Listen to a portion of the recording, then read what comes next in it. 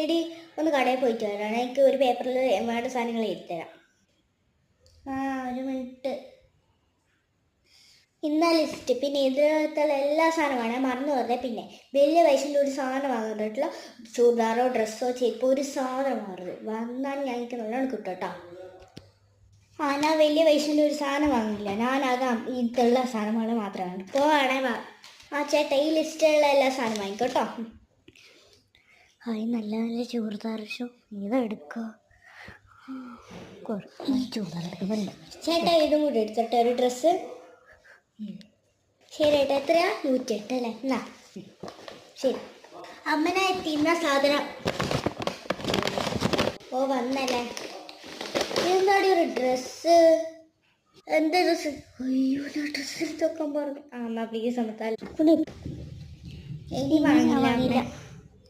വാങ്ങണ്ടായിരുന്നു.